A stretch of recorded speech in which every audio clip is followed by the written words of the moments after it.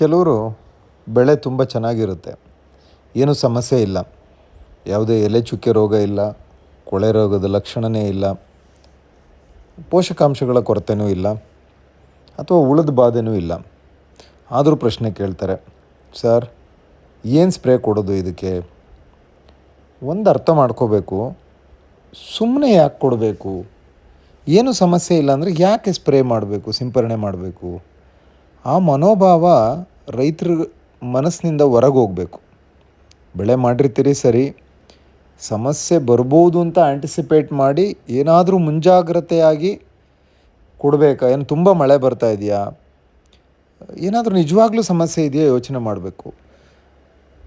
ಸಾಧಾರಣ ನಮಗೆ ಈ ಶುಂಠಿನಲ್ಲಿ ಸಮಸ್ಯೆಗಳು ಇಲ್ಲ ಅಂದ್ರೂ ಕೂಡ ಕೆಲವೊಂದು ಸರಿ ಕೊಳೆ ರೋಗಕ್ಕೆ ಮುಂಜಾಗ್ರತೆಯಾಗಿ ನಾವು ಈ 45 ದಿನ ಅಥವಾ 60 ದಿನದ ಸಮಯದಲ್ಲಿ ವಾತಾವರಣ ನೋಡಿಕೊಂಡು ಈ ಸಾಧಾರಣ ಈ ಕಾಂಟ್ಯಾಕ್ಟ್ ಫಂಗಿಸೈಡ್ಗಳಿಂದ ಶುರು ಮಾಡಿಸ್ತೀವಿ.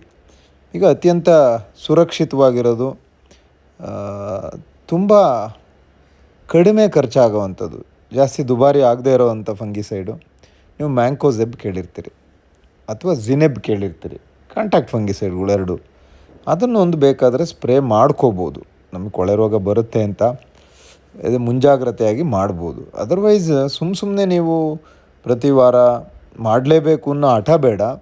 ನಿಜವಾಗ್ಲೂ ಸಮಸ್ಯೆ ಇದ್ದರೆ ನೀವು ನಿರ್ಧಾರ ಮಾಡ್ಬೋದು ಸಿಂಪರಣೆ ಮಾಡಲಿಕ್ಕೆ. ಭಾಳ ಯೋಚನೆ ಮಾಡಿ ನಿರ್ಧಾರ ತಗೋಬೇಕು.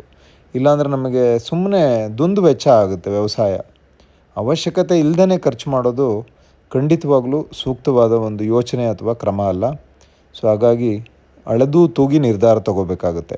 ಧನ್ಯವಾದ.